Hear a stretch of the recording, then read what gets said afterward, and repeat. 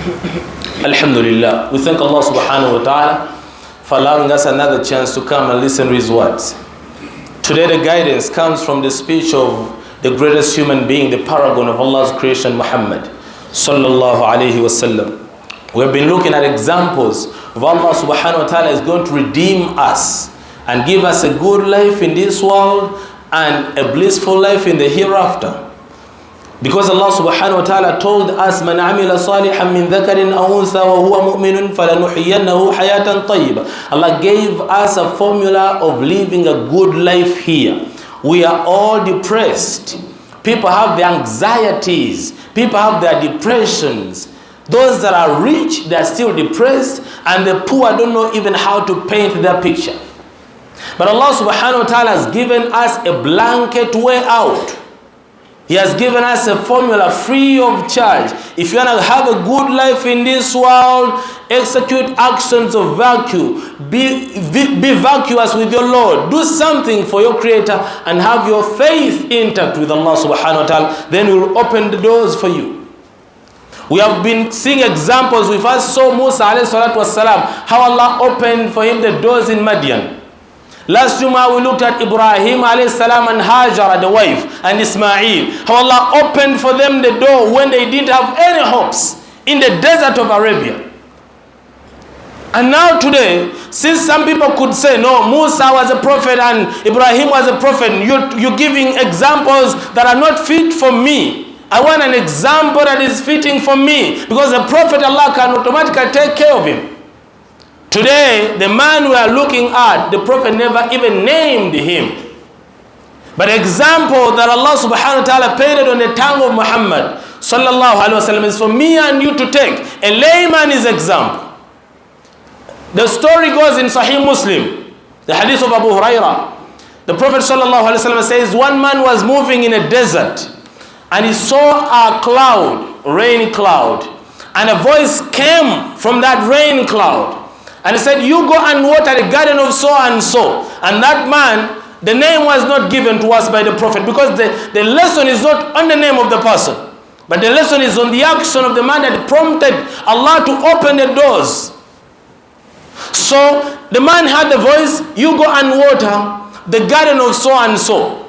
So this man who was moving in the desert looked at the cloud, and the cloud moved one side and it rained on a rock. On a rock, not in a garden, on a rock. And there was a canal of water which gathered all the water, and the water started flowing in that canal.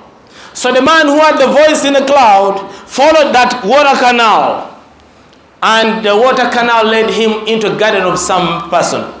So he found a man. فَإِذَا رَجُلٌ قَائِمٌ فِي حَدِيقَتِهِ. He bumped into a man who was in his garden, picking the water and irrigating his crops.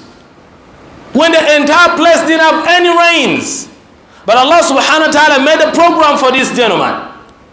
So the man who was following the water, who had the name, asked him, Ya Abdullah, Masmuk, or the slave of Allah, the good slave of Allah. Because automatically that shows the man is a good slave.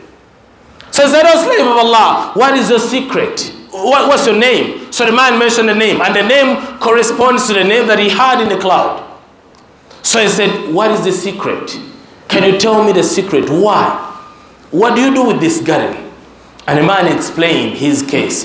He said, whatever produce I earn at the harvest, I distribute it in 3 equal parts, and 1 part is for charity. I give in the path of Allah subhanahu wa ta'ala, on the name of Allah subhanahu wa ta'ala. And the second, 1/3, I use it with my family. And the hadith is very clear. With my family. Akulu ana wa iyali. There is emphasis on that, because some of us give charity in the masjid, and we cannot give our own. The best charity is the one that you give inside your home. So he said, Akulu ana wa iyali. And the last is like my capital, I put it in the garden so that I get the next season. That was the secret. This is the good action of charity and taking care of the family, and then Allah subhanahu wa ta'ala is working for this man. This is the example that can go for me and for anyone else. What do you do with your wage that you earn every day? What do you do with your salary? What do you do with your poetry? What do you do with whatever animals you have? What do you do with your money? What do you do? What are we doing with our money? We want Allah subhanahu wa ta'ala to increase us and to change our lives and to purify our wealth. What are we doing with that money? How many of us are giving in charity? How many of us know that my salary I distributed in 3? And at least every part of my salary I must take on the name of Allah subhanahu wa ta'ala, in the path of Allah subhanahu wa ta'ala. I must do sadaqah.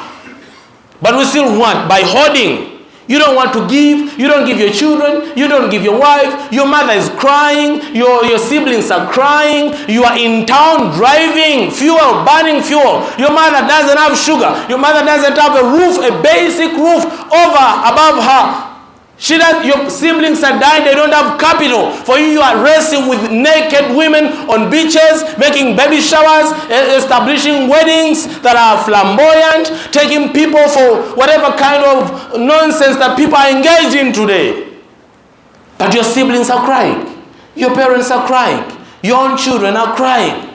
You don't give in charity. The little money you throw in the masjid, you keep complaining about it all day long until the next JUMAH. I gave them my 10,000. I don't know what they're doing. You look at the masjid, it's in bad shape.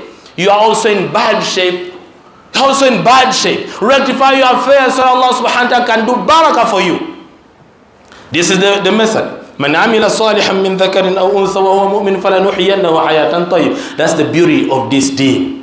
You can take that example from the Messenger sallallahu alaihi wasallam. That's a blessing, that's a favor Allah gave the believers, that we have a man that can guide us without emotions. He guides us with passion to take us to Allah subhanahu wa ta'ala and to ensure that we live happily in this world and we earn a blissful life in the hereafter.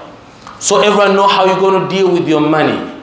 Know how you're going to deal with your salary. However small or big it is, you must learn how to deal with it so that you can attract more favors from your Creator.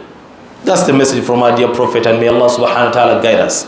واختم وصلوا وسلموا على سيدنا محمد حيث امر الله مخبرا وامرا ان الله وملائكته يصلون على النبي يا ايها الذين امنوا صلوا عليه وسلموا تسليما اللهم صل على محمد وعلى ال محمد كما صليت على ابراهيم وعلى ال ابراهيم انك حميد مجيد اللهم بارك على محمد وعلى ال محمد كما باركت على ابراهيم وعلى ال ابراهيم انك حميد مجيد وارض اللهم عن ائمه الحنفاء ابي بكر وعمر وعثمان وعلي من بقيه الصحابه رضوان الله تعالى عليهم اجمعين اللهم ربنا آت نفوسنا تقواها وزكها أنت خير من زكاها أنت وليها مولاها اللهم ربنا أرنا الحق حقا وارزقنا اتباعه وأرنا الباطل باطلا ولا تجعلنا اتباعه ربنا آتنا في الدنيا حسنة وفي الآخرة حسنة وقنا عذاب النار اللهم إنا نسألك خير ما سألك منه عبدك ونبيك محمد صلى الله عليه وسلم وعبادك الصالحون ونعوذ بك من كل شر استعاذك منه عبدك ونبيك محمد صلى الله عليه وسلم وعبادك الصالحون أنت المستعان وعليك البلاغ ولا حول ولا قوة إلا بالله.